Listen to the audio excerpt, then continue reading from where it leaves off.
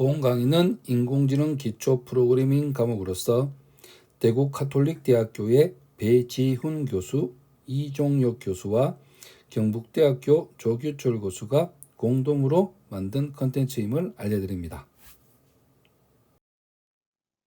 안녕하세요. 지금부터 4주차 인공지능 수학 기초에 대한 강의를 시작하겠습니다.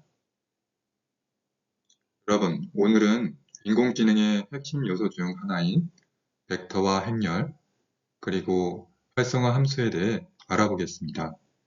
수학적인 용어일 수 있지만 이는 현대의 인공지능과 머신러닝에서 중요한 개념으로 활용되고 있습니다.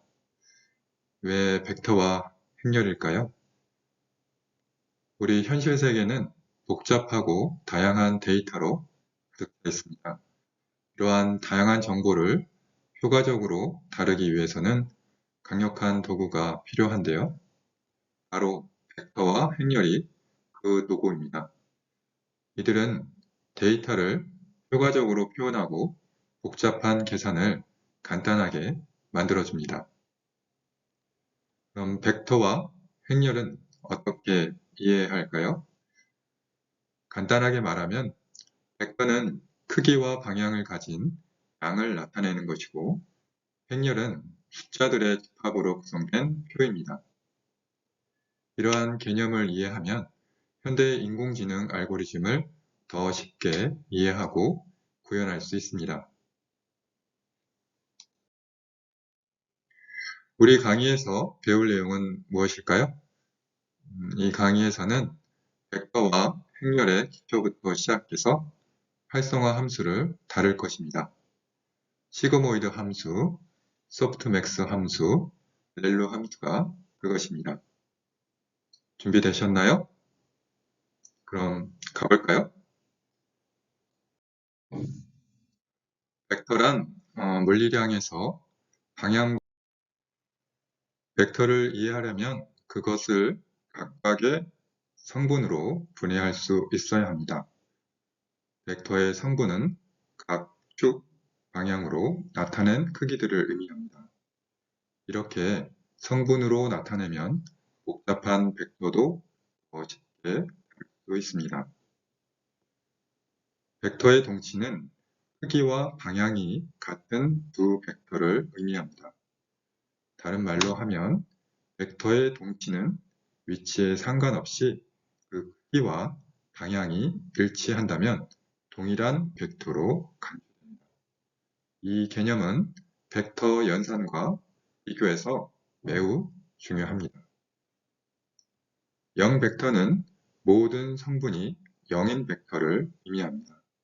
즉, 0벡터는 아무런 방향도 가지지 않고 크기도 없는 특별한 벡터입니다. 계산에서 0벡터는 항동원이라고 생각할 수 있습니다. 우선 벡터의 표현 방식에는 세로 벡터와 가로 벡터 두 가지가 있습니다. 세로 벡터는 열의 형태로 표현되며 각 성분이 아래로 나열됩니다. 반면에 가로 벡터는 행의 형태로 표현되며 각 성분이 옆으로 나열됩니다.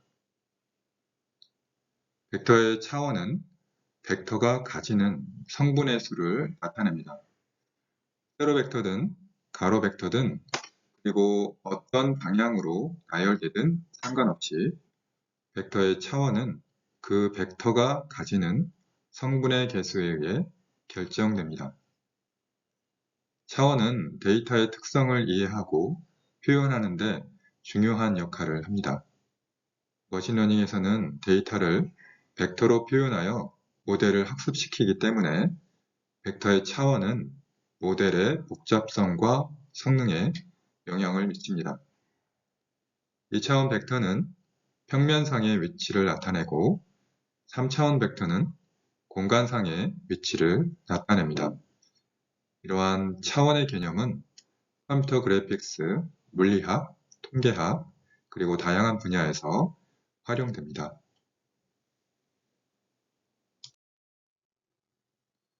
벡터의 덧셈과 뺄셈은 다양한 분야에서 데이터의 조작과 변형에 활용되며 이를 이해하는 것은 수학적 모델링과 머신러닝에서 핵심적인 역할을 합니다. 먼저 벡터의 덧셈은 각 성분별로 대응되는 성분끼리 더하는 과정입니다. 이는 벡터를 이용하여 여러 양을 합하는 데 사용합니다.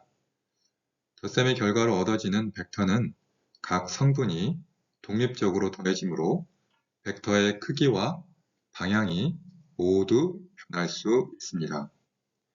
화면에서 보는 것처럼 벡터의 합은 이렇게 같은 자리끼리 더하면 되겠습니다. 첫 번째, 2와 2를 더해서 3이 되고요. 1과 3을 더해서 4가 되는 것을 확인할 수 있습니다.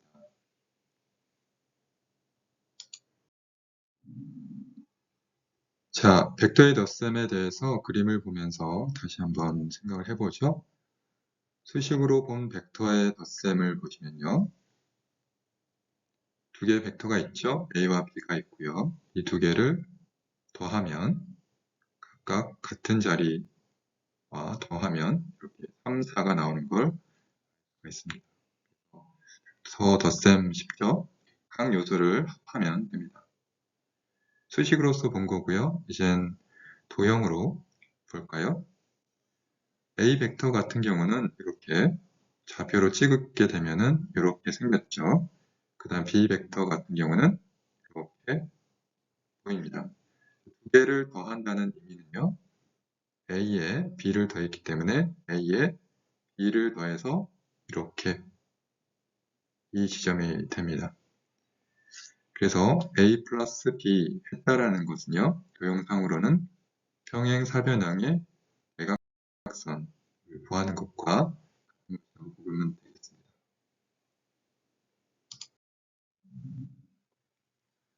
벡터 합은 교환 법칙이 성립합니다. 여기 그림에서 보는 것처럼 V 벡터와 U 벡터를 순서적으로 합했을 때 이 방향과 그 다음에 U 벡터에다가 V 벡터를 합한 결과는 같죠. 그래서 그림에서 확인할 수 있듯이 벡터 합의 교환 법칙은 성립합니다. 벡터의 뺄셈은 두 벡터 간의 차이를 나타냅니다. 두 벡터를 빼는 것은 첫 번째 벡터에서 두 번째 벡터를 빼는 것과 동일합니다. 뺄셈의 결과로 얻어지는 벡터는 첫 번째 벡터에서 두 번째 벡터의 방향과 크기를 고려하여 변형됩니다. 그래서 벡터를 빼는 방법은 어렵진 않죠. 그렇죠? V 벡터에서 U 벡터를 뺀다라는 것은 성분끼리 계속 빼나가면은 결과를 얻을 수가 있겠습니다.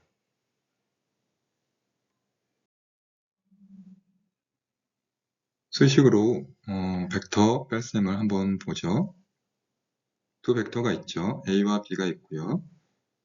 A에서 B를 뺄 거기 때문에 이렇게 마이너스 B로 표현을 합니다. 그래서 부호가 전체 성분에 영향을 미치고요. 그래서 마이너스 1, 마이너스 3이 되는 거고요. 그래서 실제로 A 마이너스 B 한다라는 것은 이렇게 마이너스 B 한 거를 더해서 한다면 각각에 대해서 빼주는 식으로 결과가 나올 것입니다. 그래서 굉장히 직관적이고요. 어려울 건 없습니다. 자, 도형으로 한번 벡터를 뺄셈을 볼까요? A 벡터가 있고요. 그 다음에 B 벡터가 있었죠. 근데 B 벡터를 뺄 거기 때문에 B 벡터의 방향이 바뀌는 마이너스 B 해서 이렇게 나옵니다. 그래서 A 벡터에서 마이너스 B 벡터를 더하기 때문에 이렇게 방향으로 바뀌는 걸 확인할 수가 있겠습니다. 그래서 A-B는 A와 마이너스 B를 변으로 하는 평행 사변형의 대각선임을 확인할 수 있습니다.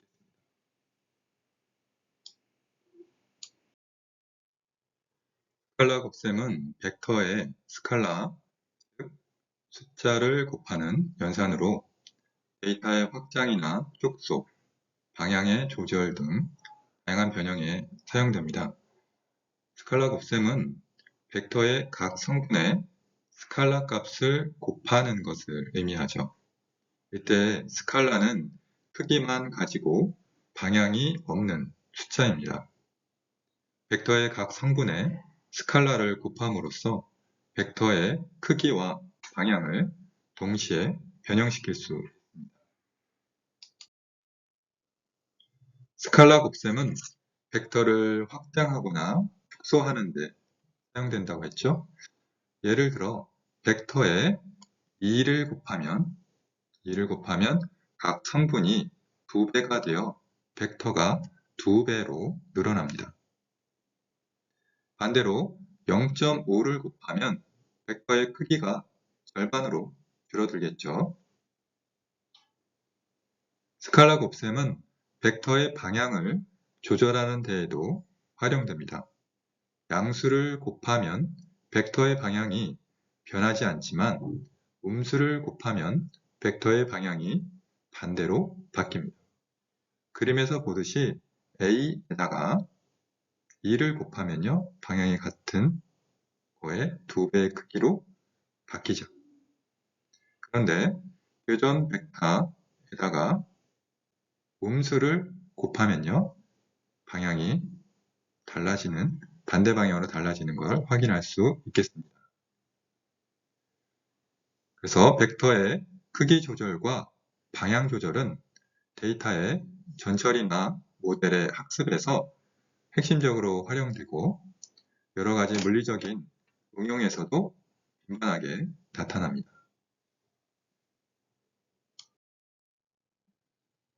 벡터의 크기는 벡터가 나타내는 양의 크기를 나타냅니다.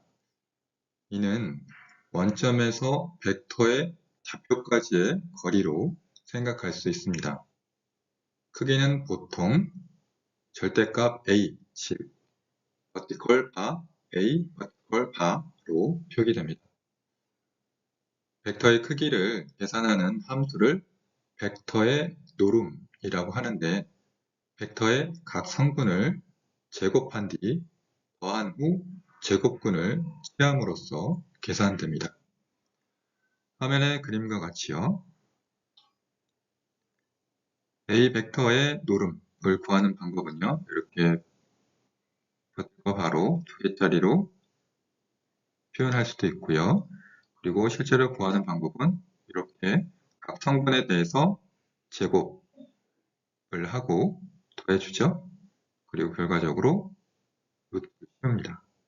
이렇게 해서 노름을 계산을 할 수 있겠습니다.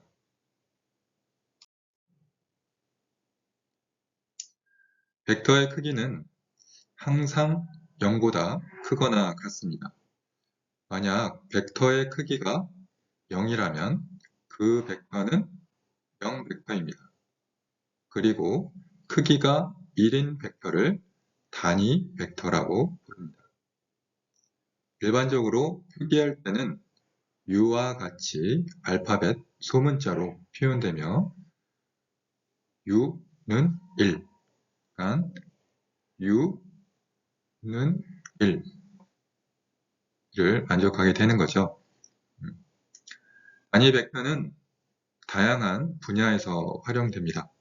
특히 물리학에서는 방향을 나타내는 단위 벡터가 힘, 속도, 가속도 등에서 사용되고 컴퓨터 그래픽스에서는 3D 공간에서의 방향을 나타내기 위해 사용됩니다.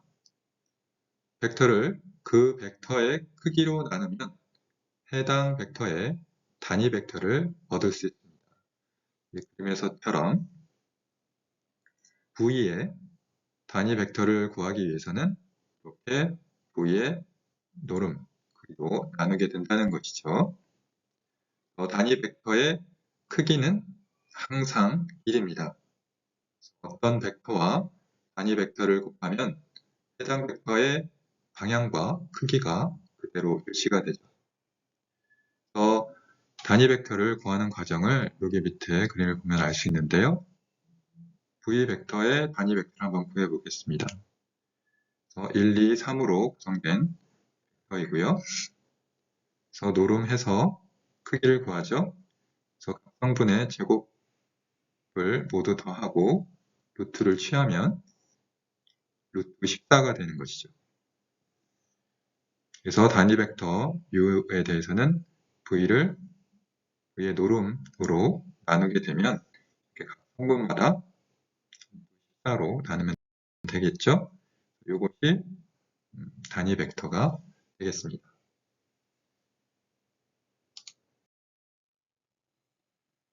벡터의 내적은 두 벡터를 곱하여 하나의 스칼라 값을 얻는 연산입니다. 내적은 각 성분별로 곱한 후 그 값을 모두 더하는 형태로 계산됩니다. 만약 두 벡터 u와 v의 내적을 구하고자 한다면 u.v 또는 u,v로 표기합니다. 화면에 저처럼 u와 v의 내적은 u.v 또는 u,v로 나타내는 거죠. 그리고 부를 때는 u와 v의 내적 또는 u.v라고 읽습니다. 그럼 구하는 방법은 어떻게 될까요? u.v는 이 표현은 좀 이따 나오겠지만 전치를 뜻하는 겁니다.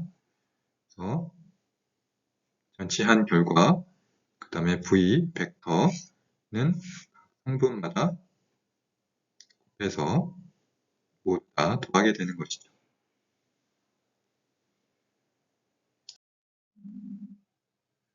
내적은 각 성분별로 곱하고 그 값을 모두 더하여 구할 수 있습니다. 또한 벡터의 크기와 벡터 간의 각도를 이용하여도 계산 가능합니다. 내적은 교환 법칙이 성립합니다. 즉, u.v는 v.u와 같죠. 화면 그림에서 보면 v1 벡터가 있고요. v2 벡터가 있죠. 자, 이 두 벡터를 내적을 합니다. v1, v2 계산 방법은 이렇게 같은 성분 첫 번째는 첫 번째, 두 번째는 두 번째, 세 번째는 세 번째끼리 곱하고요. 그 다음에 모두 다 더합니다. 그래서 결과 내적의 값은 27임을 확인할 수 있습니다. 거꾸로 v1은 결과가 어떨까요? 그래서 일일이 계산을 해봤더니 결과는 27이 나왔죠.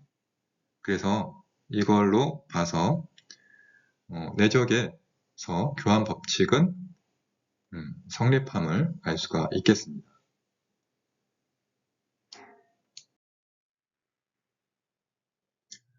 벡터 u와 벡터 v의 내적은 u.v는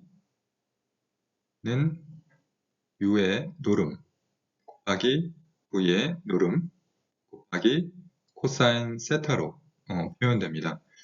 여기서 세타는 두 벡터 사이의 사이값이죠.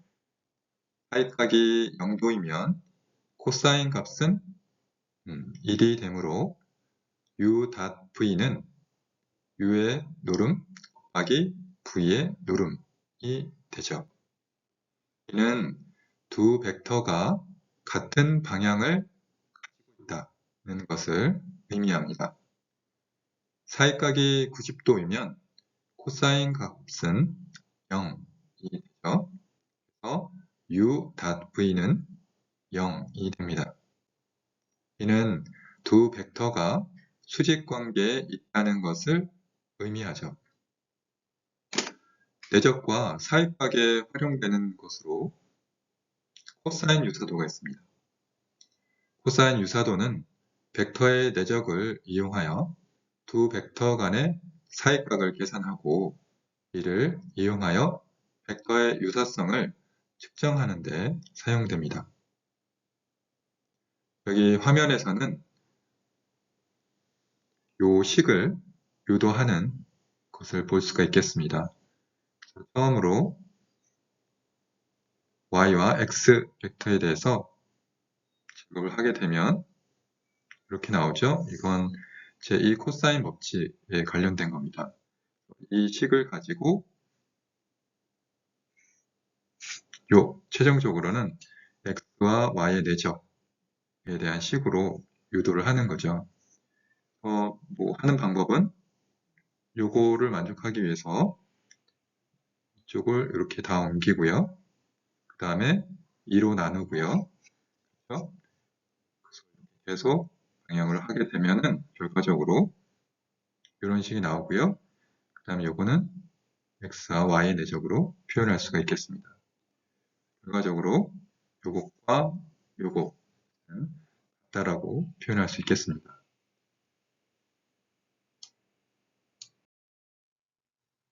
벡터의 내적은 행렬의 곱셈 연산에서 사용되어서 행렬 연산에서 핵심적인 역할을 합니다. 내적은 두 벡터의 유사성을 의미하는데 내적이 큰 값을 갖는 경우 두 벡터가 비슷한 방향을 보이는 것이고요. 내적이 작은 값을 갖는 경우에는 두 벡터가 시작에 가까운 방향이 됩니다. 수식으로 본 벡터의 내적을 보면요. B 벡터와 C 벡터가 있죠. 두 가지 벡터를 내적을 하게 되면 구하는 방법은 각 성분을 곱해서 더하면요. 결국 10이 됩니다. 이 10이라는 숫자는 의미적으로 여러분들이 처음에는 이해할 수 없겠지만 그림을 한번 보게 되면은 내적이 큰 값을 갖는 경우 두 벡터가 비슷한 방향을 본다라는 점은요. 이렇게 돼 있는 벡터와 이렇게 돼 있는 벡터는 내적은 어떨까요? 내적은 그림으로 그린다면 이렇게 평행사변형이 되겠죠? 이렇게 긴 것과 이렇게 작은 것이 됩니다. 그래서 내적이 큰 값을 받았다 라는 것은 두 벡터가 비슷한 방향을 바라보고 있다는 것이고요. 근데 내적이 작은 값을 받는다라는 것은 이렇게 조금 다른 방향을 가지고 있다는 것을 볼 수가 있겠습니다. 여기 화면 그림에 있는 걸 한번 다시 보죠. B 벡터와 C 벡터가 있죠. 이 식은 어떻게 구하냐면 아까 노름에 대해서 구했을 때 B 벡터의 코사인 세타를 하게 되면 요 사용된 거를 구할 수가 있고요. 그 다음에 C의 노름을 곱하게 되면 이것에 대한 내적을 구할 수가 있게 되는 것이죠. 그래서 코사인 세타, 그러니까 세타가 작으면 작을수록 요 벡터 내적은 커질 수 있다는 것을 의미합니다.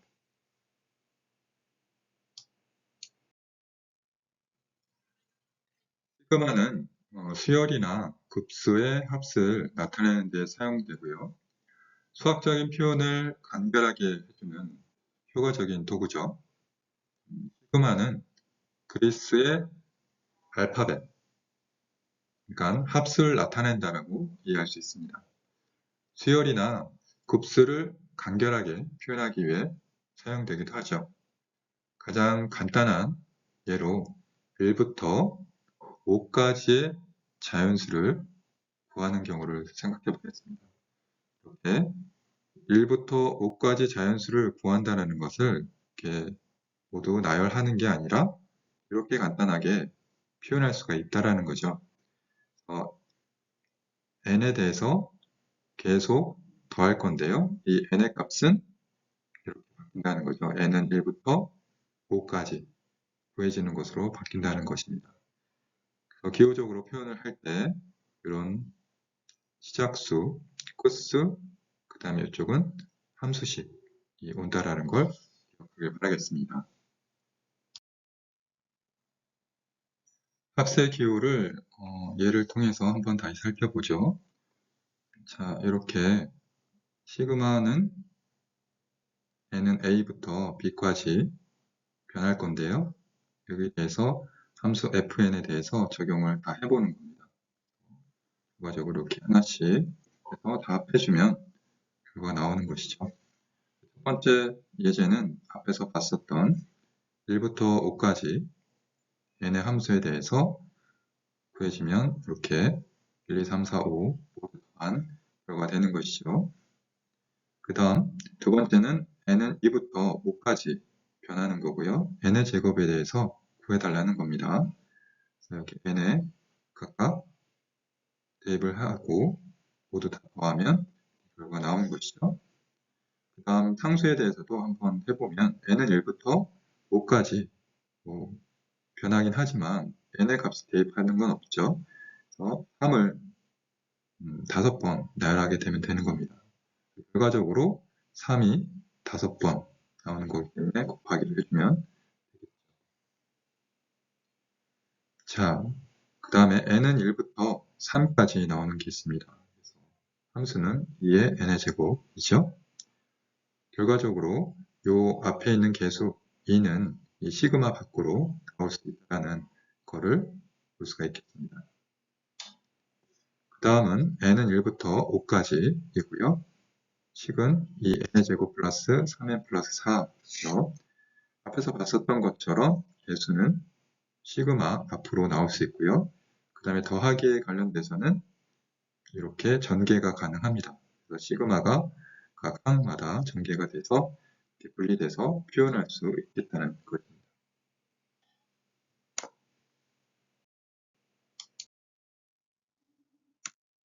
자, 우리 합세 기호에 대해서 배우고 있는데요. 우리 앞에서 벡터의 내적도 배웠었죠? 자, 그것을 합세 기호로 한번 표현을 해보는 겁니다. 자, 그림을 보면 자, w.x라는 게 나오죠? 이게 w 벡터랑 x 벡터의 내적을 구한다는 표기고요. 이걸 실제로 구하는 법은요. 자릿수가 같은 성분마다 곱하고요. 그걸 모두 다 더해버리면 내적이 구해지는 거죠. 그렇죠? 요 과정, 더해지는 과정을 이제 수학기호로 한번 표현을 해보는 겁니다. 시그마로 표현할 수가 있죠. 자, i는 0부터 d 빼기 1이라고 되어 있는데요. d라는 거는 차원수를 말해요. 차원수, 디멘션이라고 하고요. 차원수에서 마이너스 1을 했죠. 마이너스 1을 한 이유는 여기 i는 0부터 시작하기 때문입니다. 그래서 0부터 이 마이너스 1까지 반복을 하면서 요 수학식 대입을 하게 되는 거죠. 결과적으로 W0과 X0을 곱하고요. 그 다음은 i는 1이기 때문에 W1과 X1을 곱하는 거죠. 자, 이렇게 W와 X에 관한 내적을 이 시그마 기호를 사용을 해서 표현할 수 있겠습니다. 우리가 이런 기호를 배우는 이유는요. 간단히 내적에 대해서 다수로 표현할 수 있겠지만 실제로 이걸 컴퓨터 언어로 구현할 때는 이런 시그마식으로 해서 구현을 해야 되기 때문에 다른 관점에서 표현을 해보는 겁니다.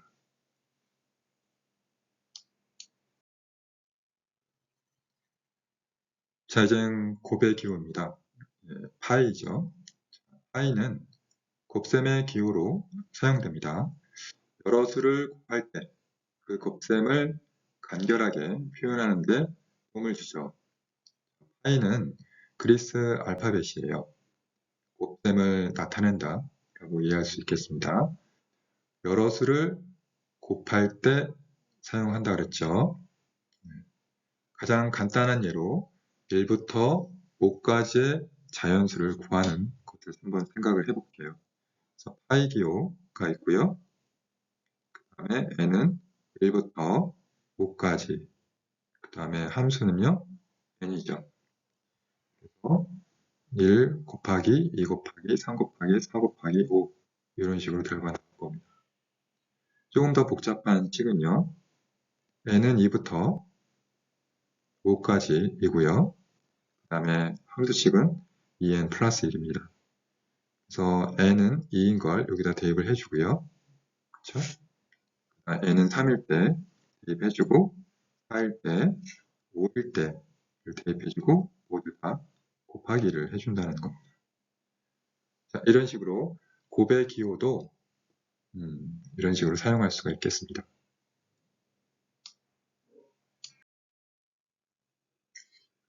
행렬은 다양한 데이터를 표현하고 변환하는 데 사용되며 선형 대수학의 기초이기 때문에 인공지능 분야에서는 필수적인 개념이죠. 행렬은 숫자들을 사각형 모양으로 배열한 것이니라. 그래서 m행, n열, 행렬은 m개의 행과 n개의 열로 이루어져 있죠. 그래서 보면 이 a라는 행렬은요, 요 여러 가지 m개의 행과 그 다음에 n개의 열로 이루어져 있다고 볼 수 있겠습니다. 그리고 각 원소는요, 각 원소는 여기 성분으로 볼 수 있겠죠. 엘리멘트 또는 원소 이렇게 표현합니다. 원소는 A, I, J, 그러니까 I, 행, J, 열 이런 식으로 표현을 하게 되는 거죠. 다시 그림을 보면 이렇게 A 행열은 여러 개의 숫자로 이루어져 있는데 행과 열로 이루어져 있다는 것이고요. 그리고 이걸 표현을 할 때는 M, N 행열, M행, N열 이런 식으로 표현을 하기도 하고 영어로 할 때는 M by N 행열 이런 식으로 표현을 하게 되겠습니다.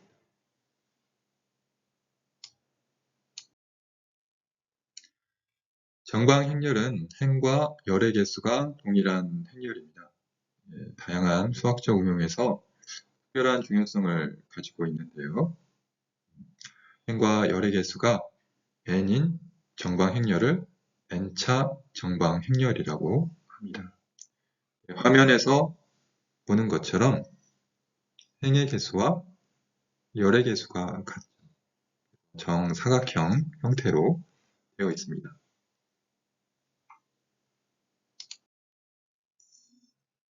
정방 행열의 특징 중 하나는 주대각선 성분이 있다는 것입니다. 주대각성분, 즉, 요 화면에서는 요 대각선을 얘기를 합니다. 주대각성분은 정방 행열에서 대각선 상에 위치한 원소들을 대각 원소라고 해요. 대각 원소 이외의 원소는 비대각 원소라고 하죠. 자, 만약 행렬 A의 전치 행렬이 원래 행렬 A와 같다면, 아직 전체 행렬 안 배웠는데요. 뒷부분에 나옵니다. 전체 행렬이라는 것은 행과 열을 뒤바꾼 거예요. 그래서 여기 같은 경우는 A의 1, 2 자리가 A의 2, 1 자리로 옮겨간다는 거죠. 서로 자리를 바꾸는 거예요. 그래서 만약 행렬 A의 전체 행렬이 원래 행렬 A와 같다면 A는 대칭 행렬이라고 부릅니다. 즉, 주대각을 기준으로 해서 양쪽이 다 모두 일치한다는 것이죠. 그래서 정치 행렬에 대해서는 다음에 또 설명을 하도록 하겠습니다. 이 정방 행렬은 고유값과 고유 벡터를 구하는데 사용돼요. 그래서 컴퓨터 그래픽스에서 정방 행렬을 사용하여 객체를 회전시키는 등의 변환 작업에 활용됩니다. 자, 이 행렬에 대해서 살펴볼게요. 단위 행렬은요, 정방 행렬입니다. 그리고 두 대각선상의 모든 원소가 1이고 나머지 원소는 모두 0인 형태를 가지고 있어요. 단위 행렬은 주로 i라는 기호로 표기됩니다. 그림에서 한번 살펴볼까요? i라는 단위 행렬에 대해서 대각선 성분은요 1이죠. 그 다음에 그 외의 것들은 다 0입니다. 그렇죠? 그리고 3의 크기의 정방행렬이고요. 여기는 크기의 정방행렬입니다. 그래서 모두 다 1이고 그 외의 것들은 다 0이죠. 자, 아랫부분은요. 일반 행렬에다가 단위 행렬을 곱해 본 거예요. 어떤 결과가 나올까요?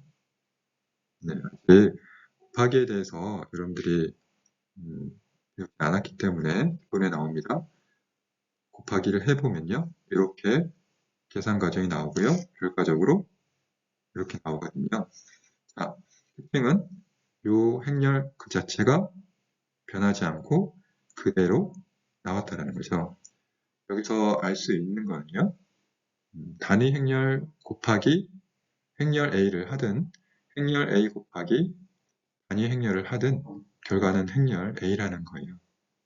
그래서 어떤 행렬 A를 단위 행렬과 곱하면 그 행렬 반환이 되는 거죠. 그래서 단위 행렬은 행렬 곱셈에서의 항등원 역할을 합니다. 그래서 선형 변환에서 단위 행렬은 아무런 변화를 주지 않는 항등 변환 된다고 할 수 있겠죠.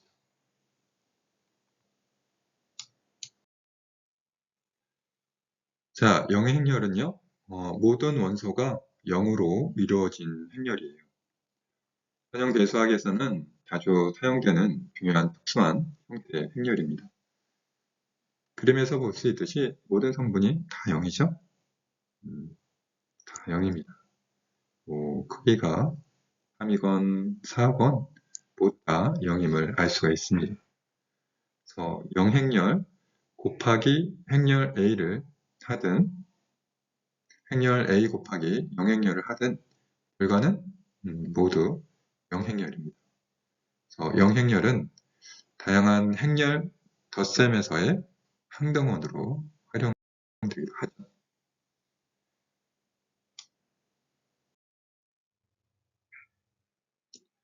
행렬의 덧셈과 뺄셈에 대해서 한번 살펴보겠습니다. 행렬 덧셈은요, 같은 크기를 가진 두 행렬을 대응하는 원소끼리 더하는 연산입니다. 두 행렬 A와 B의 덧셈은 같은 위치에 있는 각 원소끼리 더해서 새로운 행렬 C를 만드는 것입니다.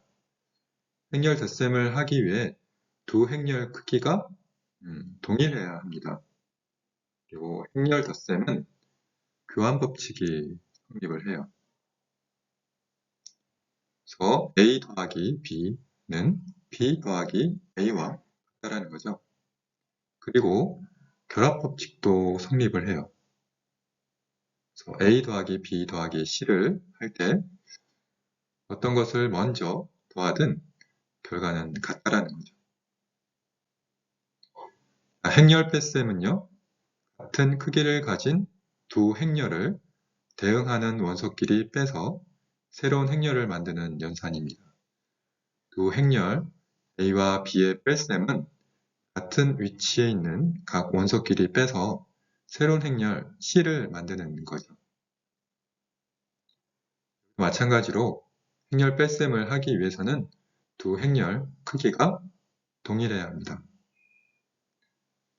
그리고 덧셈과 달리 교환 법칙이 성립하지 않아요. 즉, A 빼기 B와 B 빼기 A는 다른 겁니다. 하지만 여기서처럼 결합 법칙은 성립합니다.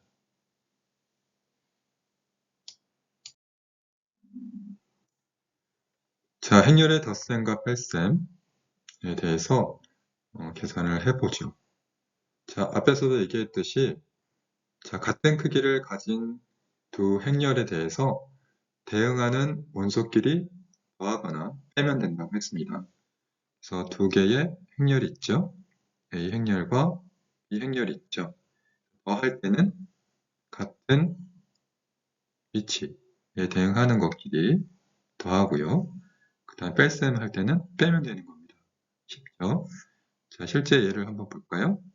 자, 1, 2, 3, 4, 5, 6으로 이루어진 것과 7, 8, 9, 10, 11, 12로 이루어진 두 개의 행렬이 있습니다. 이걸 더하면요.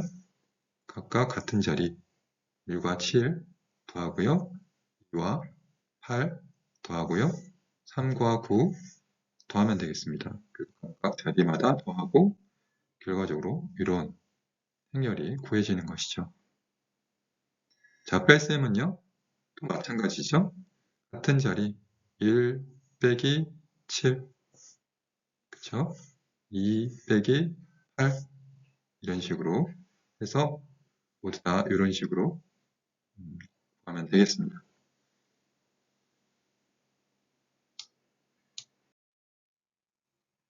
자, 행렬의 스칼라배로 가보겠습니다. 자, 행렬의 스칼라 곱셈, 스칼라배는요, 행렬의 모든 원소의 스칼라 값을 곱하는 연산입니다. 행렬 A에 대한 스칼라 K의 곱은 모든 행렬의 원소의 스칼라 곱을 해서 새로운 행렬 B를 만드는 것이죠. 자, 행렬의 스칼라배는 분배 법칙이 성립을 해요. 예를 들면 행렬 A와 행렬 B를 더하는 식의 K 스칼라배를 하는 것은 KA와 KB를 더한 것과 같은 겁니다. 그리고 분배 법칙이 스칼라와 행렬의 순서에도 성립합니다. 예를 들면 K 더하기 L 곱하기 행렬 A는 K 곱하기 행렬 A 더하기 I 곱하기 행렬 A와 자, 행렬의 스칼라배는 선형 변환에서 크기를 조절하거나 방향을 바꿀 때 사용돼요.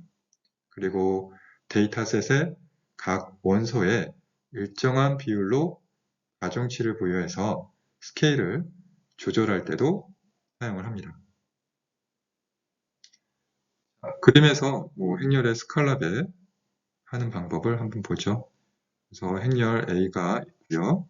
그다음에 C라는 스칼라 값이 있습니다. 이걸 모두 다 각 성분에 적용을 해주면 되는 거죠.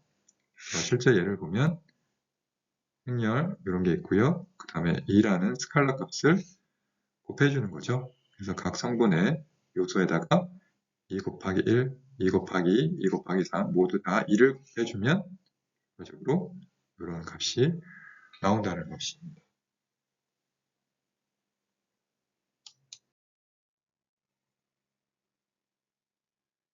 자, 행렬의 덧셈, 뺄셈, 스칼라배에 대해서 예제를 통해 한번 보도록 하죠. 여기에 6개의 행렬이 있습니다. 그거에 대해서 한번 다는 구해보지는 않겠지만 볼까요? A와 B를 더해보죠. A와 B를 더하는 방법은 요 각 자리수를 더해서 구하면 되는 거고요. 그 다음에 이 B, 스칼렛에 하는 거는 이게 모든 각성분 B에 곱해주는 거죠. 그래서 마이너스 2는 2배 하니까 마이너스 4가 되는 거고요.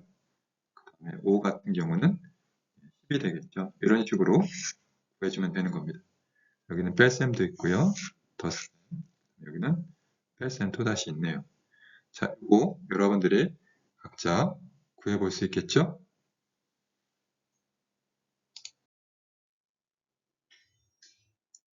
행렬에도 곱셈이 있어요. 예.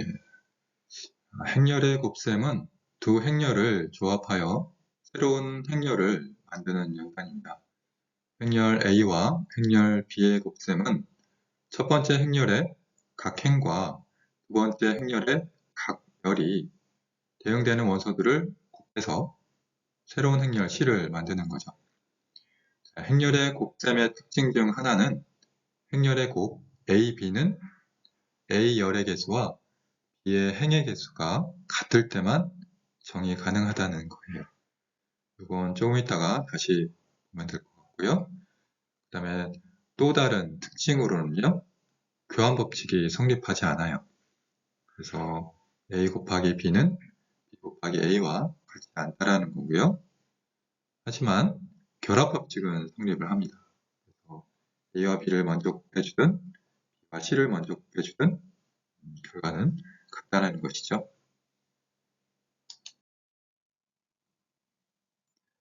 행렬의 곱을 어떤 식으로 하는지 한번 볼게요. 여기에요. 일행 M열, 행렬과 M행 일열의 행렬이 있어요. 그래서 이렇게 생긴 거죠. 자, 이걸 어떻게 구하냐면요. 내적을 구하는 것과 같아요. 그래서 요거의 첫 번째 행의 첫 번째 열과 첫 번째 행의 첫 번째 열 B0을 곱하고요. 요거를 계속 쌍으로 해서 곱해 나가서 최종적으로 다 더하면 됩니다. 우리 앞에서 시그마 기호 배웠죠? 시그마 기호로 표현할 때는 이렇게 표현을 합니다. M의 인덱스, 열의 인덱스겠죠? 그렇죠? 열, 여기서는 행의 인덱스가 되는 겁니다. 그래서 AM, BM 곱해서 모두 다 합해주면 되는 거죠. 실제 예를 보면 1, 2, 3이라는 행렬과 4, 5, 6이라는 행렬이 있어요. 이걸 곱한다라는 것은 요 각각의 순서대로 다 곱하고요. 그걸 모두 다 더하는 거예요. 그래서 결과적으로 이런 식이 나오겠죠. 그 결과는 하나의 값 나오는 겁니다. 뭐 뒷부분에 또 가서 얘기하겠지만 일행 M열과 M열, N행, 일열을 곱한다는 것은 결과적으로 일행, 일열의 행렬이 나온다는 거거든요. 그래서 요 하나의 값만 보이는 겁니다.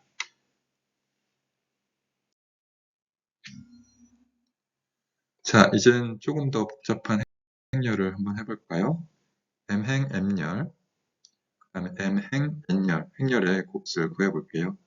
결과적으로 앞에서 얘기했지만 L행 M열, 행렬이 만들어집니다. 예를 보면요. 이렇게 두 개의 행렬이 있죠.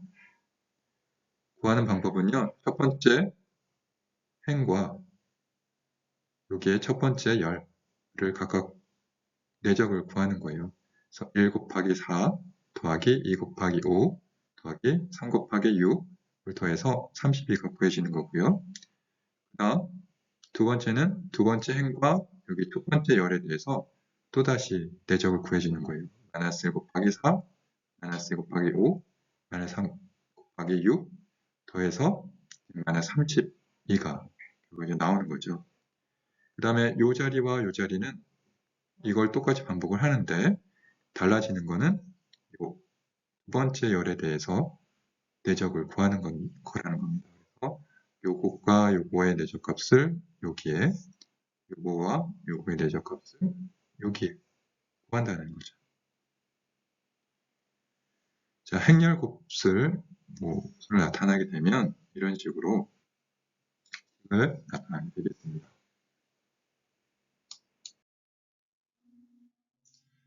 자, 앞에 단위 행렬에 대해서 살펴봤죠.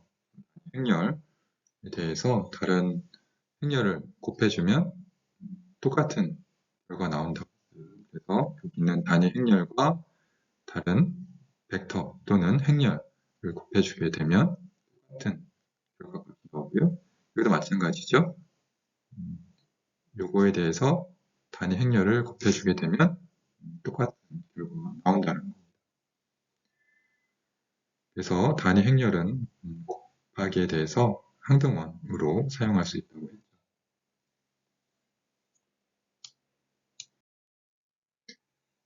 앞에서 얘기를 했지만 행렬의 곱셈에서 교환 법칙은 성립하지 않아요. 자, 예를 통해서 한번 볼까요? 자, A 행렬과 B 행렬이 있습니다. 자, A, B와 B, A를 비교하려고 하는 거죠. A, B 구하는 방법은 자, 마이너스 1 곱하기 0 곱하기 2 곱하기 2를 해서 더하면 4가 나오는 거죠. 나머지 것에 대해서도 내적값을 구하게 되면 되고요. BA에 대해서도 같이 똑같은 방식으로 구해지면은 이런 식이 나온다는 거죠. 결과적으로 어떻습니까? 네, 두 개의 값은 다릅니다. 그래서 행렬 곱셈 교환 법칙이 성립하지 않는다.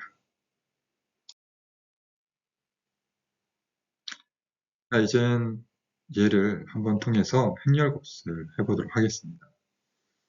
그래서 행렬 4개가 있죠. A, B, C, I가 있습니다. A, B를 구하게 되면 간단하죠. 그래서 결과적으로 어떤 행렬이 만들어집니까? 여기는 3행 3열이고 여기는 3행 1열이기 때문에 결과적으로는 3행 1열 자리가 만들어지겠죠. 구하는 방법은 내적을 다 구하면 됩니다. 첫 번째 행과 첫 번째 열에 대해서 값을 구하면 첫 번째 요소가 만들어지겠죠. 그래서 1 곱하기 0 더하기 4 곱하기 1 더하기 7 곱하기 0 하게 되면 값이 구해질 거예요. 별도로 계산을 해보지는 않을게요. 오래 걸리기 때문에. CA도 마찬가지로 여러분들이 구할 수 있을 거고요. CI라든가 IB는 금방 구할 수 있겠죠. 항등원 역할을 하기 때문에 뭐를 곱하든 똑같은 결과 나올 거예요. 이건 C가 나올 거고요. 이건 B가 나오겠죠.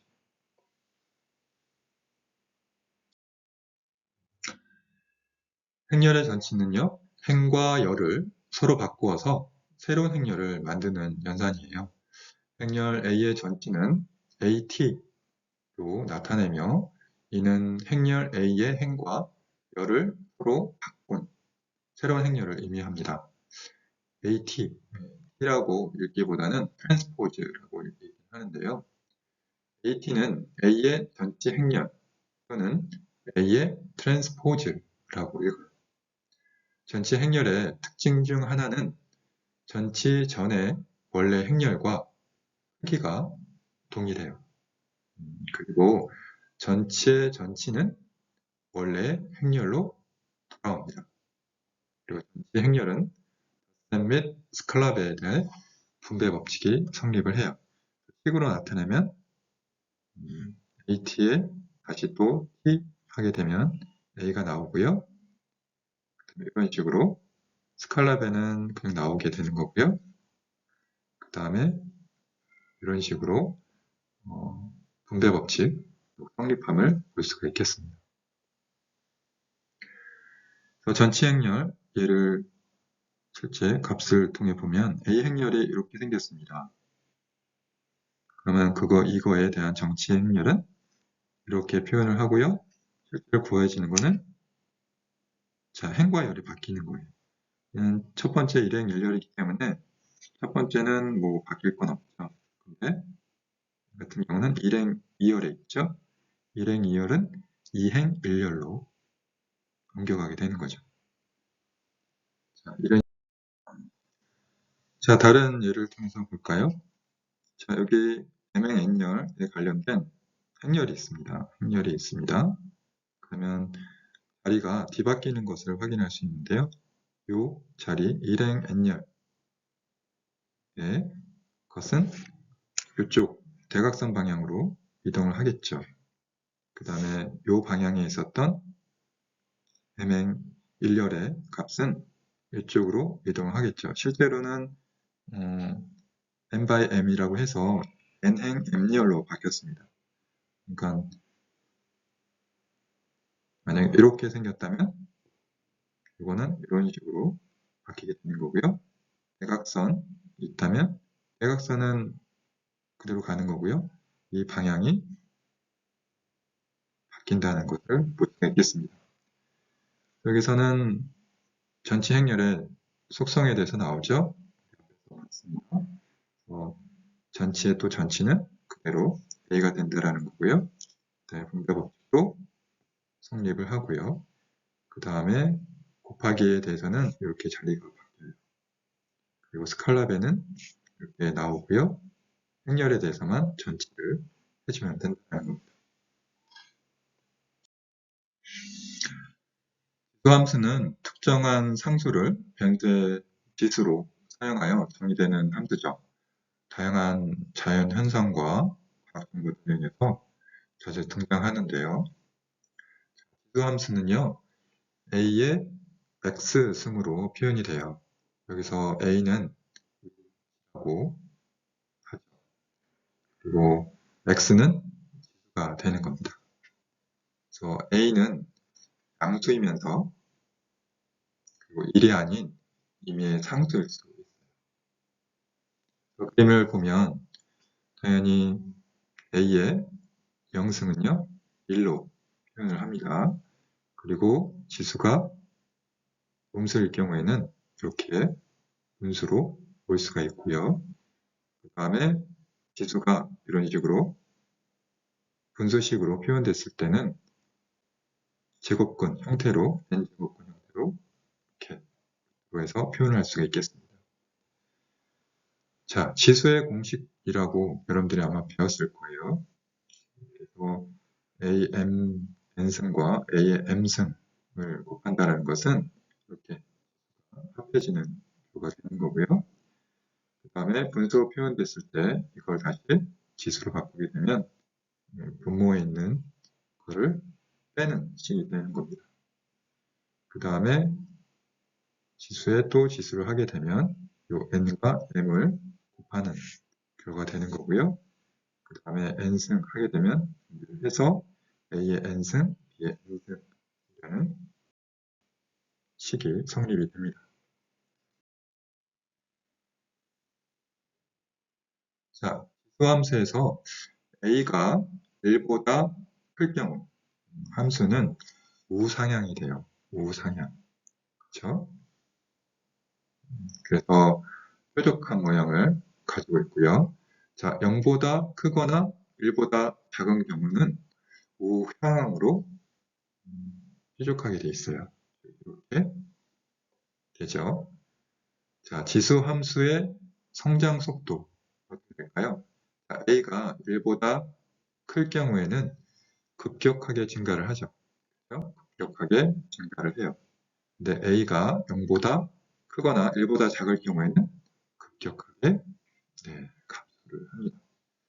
자, 이를 각각 단조 증가 함수, 단조 감소 함수로 불러요. 자, 지수 함수를 설명하는 이유는요. 다음에 나올 활성 함수인 시그모이드 함수와 소프트맥스 함수를 이해하기 위한 겁니다. 딥러닝에서는요, 주로 활성화 함수로 시그모이드 함수를 사용해서 신경망의 출력을 조절하고요, 비선형성을 도입해요. 시그모이드 함수는요, y식처럼 정의 됩니다. y 있죠? 자, 여기서는 2 같은 경우 2는 자연 로그 밑이 됩니다. 그리고 지수 함수 2에 마이너스 x 등장을 하죠. 입력값을 0과 1 사이의 값으로 압축하게 돼요. 결과적으로 여러분들이 x 값을 뭘 넣든 간에 이 출력값이 0과 1 사이의 값이 된다는 겁니다. 즉, 음에서 양의 실수를 0에서 1까지 사이로 변환해서 출력하는 함수라는 거죠. 출력 범위가 0에서 1이 되도록 불이하게 만드는 것이 아니라 특정 조건 하에서 자연적으로 도출됩니다. 그래서 확률을 나타낼 때 사용하게 되는 거죠. 딥러닝에서는요, 분류 문제와 신경망에서 뉴런의 특성을 나타내는 데 중요한 함수입니다. 자, 이 그림은요, 시그모이드 함수예요. 그래서 요 y식에 대해서 그림을 그려보면 이렇게 S자 모양으로 된다는 겁니다. 범위가 어떻습니까? 0부터 1 사이의 값이 된다는 거죠. 네, 이게 특징이 되겠습니다. 소프트맥스 함수는 모델의 출력을 다중 클래스에 대한 확률 분포로 변환하는 데 활용이 됩니다. 소프트맥스 함수는 화면의 식처럼 정의돼요. 여기서 G라는 것은요, 입력 벡터이고요. K는 클래스 수입니다. 소프트맥스 함수는 입력 벡터의 각 요소를 확률값으로 변환을 해요. 예를 들면 화면 그림에서 마이너스 0.3과 0.3을 입력하는 1차원 벡터에 대해서 소프트맥스 함수에 대입하면 결과는 0.6457, 0.3543이 구해지는 거죠. 이 두 수의 합은 1이 됩니다. 다시 정리하면 소프트맥스 함수는 K 실수의 벡터를 입력으로 받아서 입력 숫자의 지수에 비례하는 K 확률로 구성된 확률 분포로 정규화시켜주는 함수입니다. 자, 입력받은 값을 출력으로 0에서 1 사이의 값으로 모두 정규화하며 출력 값들의 총합은 항상 1이 되는 특성을 가진 함수죠. 자, 예를 통해 한번 볼까요?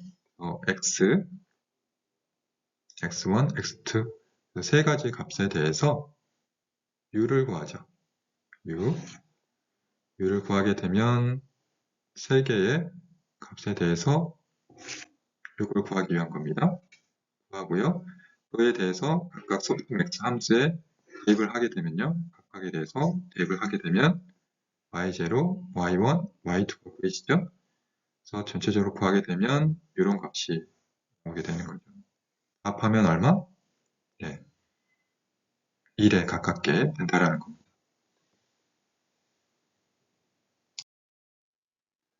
소프트맥스 함수와 시그모이드 함수의 관계에 대해서 한번 보도록 하죠. 두 개 변수로 이루어진 소프트맥스 함수가 있다고 생각을 해보세요. 이런 식이 만들어지겠죠. 자, 분모 분자에 요 값을 곱해서 정리를 하게 되면 결과적으로 y는 이런 식이 됩니다. 자, 여기다가 요 것을 x로, 즉 요 자리죠. 이걸 x로 치환하게 되면 결과적으로 이런 식이 만들어집니다. 자, 이게 뭐였나요? 예, 시그모이드 함수 형태라는 거예요. 그래서 여기서 알 수 있듯이 x 함수는요, 시그모이드 함수를 다변수로 확장을 한 겁니다. 렐로 함수는요, 비선형성을 도입한 겁니다. 간단하고요. 현재 매우 인기 있는 활성화 함수 중에 하나예요. 렐로 함수는요, 다음과 같이 정의가 돼요. x가 0보다 작을 경우에는 0을 취하고요. 그 다음에 x가 0보다 클 경우에는 그대로 x값을 취하게 돼요. 그림으로 표현하게 되면 0보다 작을 경우는 0, 그 다음에 클 경우에는 그대로 x값을 주게 되는 거죠. 자, 렐로 함수는요, 앞에 시그모이드 함수나 소프트맥스 함수보다 계산이 간단합니다. 함수가 없으니까요. 학습 속도를 그래서 높일 수 있고요. 모델을 더 효율적으로 만들 수가 있어요. 그리고 시그모이드 함수에서 발생하는 그레디언트 베니싱 문제를 완화할 수 있습니다. 그래서 은닉층을 다수 사용하는 딥러닝 시대에 많이 사용되고 있는 함수입니다. 자세한 것은 딥러닝 파트에서 알아보도록 하겠습니다. 자, 오늘 우리는 인공지능 수학의 기초 요소들을 다뤄봤습니다. 먼저 벡터는 방향과 크기를 가지며 다양한 물리력을 나타내는 데 사용이 됐죠. 벡터는 위치와 무관하게 방향과 크기가 같으면 동일한 벡터로 간주가 됩니다. 자, 다음으로 횡렬은 나타난 배열로 다양한 수학적 연산과 데이터 표현에 사용이 됩니다. 횡렬은 선형대 수학에서 핵심적인 역할을 하고요. 딥러닝에서는 가정치와 입력값 간의 변환을 표현하는 데 활용이 됩니다. 이어서 시그모이드 함수와 소프트맥스 함수를 살펴봤는데요. 시그모이드 함수는 출력을 0과 1 사이의 값으로 확률을 나타내는 데 사용되고요. 주로 이진 분류 문제에서 활성화 함수로 활용됩니다. 소프트맥스 함수는 다중 클래스 분류에서 사용되고요. 출력 값을 확률 분포로 변하는. 마지막으로 렐로 함수는 딥러닝에서 사용되는 활성화 함수 중 하나로 비선형성을 도입했고요. 그래서 모델이 더 복잡한 특징을 학습할 수 있도록 합니다. 자, 이제 여러분은 벡터, 행렬, 활성화 함수들에 대한 기초를 이해하셨을 겁니다. 계속해서 딥러닝과 선형대사학을 탐험하면서 더 많은 흥미로운 개념들을 배워 나가시길 바랍니다.